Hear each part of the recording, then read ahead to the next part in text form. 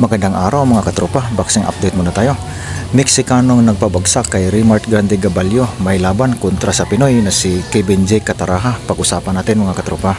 Pero bago ang lahat ay naniyahan ko muna kayong lahat sa pag-like, subscribe at pakipindot nyo na rin yung all sa notification bell button para updated kayo palagi sa aking i-uploads na mga video.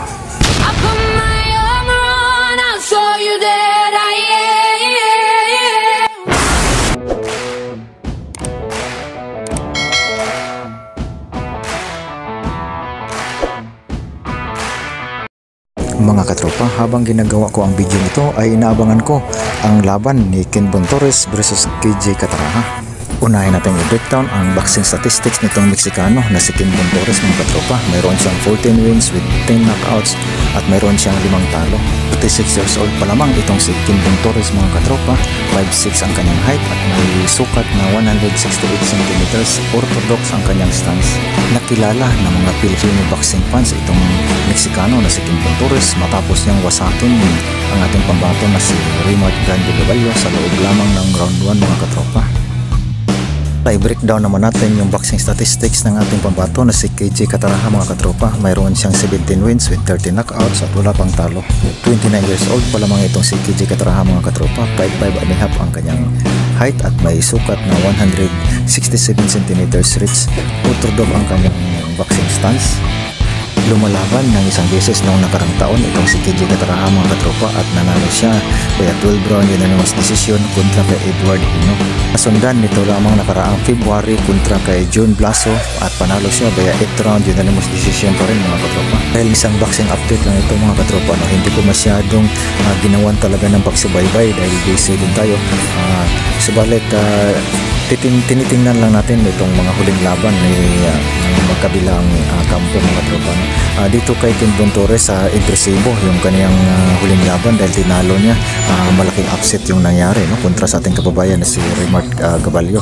At ito namang yung ating kababayan na si KJ Cataraha ay panalo din via unanimous decision sa kaniyang huling laban. Kaya pipiliin ko na mananalo dito. Siyempre bias tayo dahil isa tayong Pilipino. Mananalo via decision itong ating kababayan na si KJ Cataraha. Subalit kung hindi naman aabot sa kamay ng mga hurado ay palagay ko ibibigay ko yung panalo dito sa Meksikano na si Kinbon Torres dahil may lakas talaga, solido talaga yung tama ng bawat suntok nitong si Kinbon Torres mga katropa. Kita naman natin yung sa laban nila ni Rimart Gabalio, yung pagtumama talaga ng malinis ay nakapumaalog talaga. Dito naman si KJ Cataraha, alam na naman natin magaling to, may maganda yung boxing fundamentals ni KJ Cataraha. Subalit pag natamaan ng solid talaga at lalo na pag may lakas katulad nitong kanyang makakalaban na si Kinbon Torres ay Jack may paglalagyan ng katropa. Sa isa pang laban, isa pa nating kababayan na si Rimart Gabalio susubukang makabangon ulit sa kanyang karera matapos matalo kay Kinbon Torres mga katropa. Ito yung kanyang unang pagbabalik matapos malasap yung kanyang talo. Malasap na pagkatalo kontra sa kapwa Pilipino mga katropa ngayong August 30. Abangan natin mga katropa.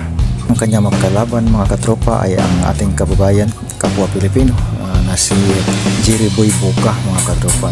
Mayroon itong boxing record na 14 wins with 12 knockouts at mariusap mayroon itong 15 losses mga katropa. Marami-rami na rin yung talo nito.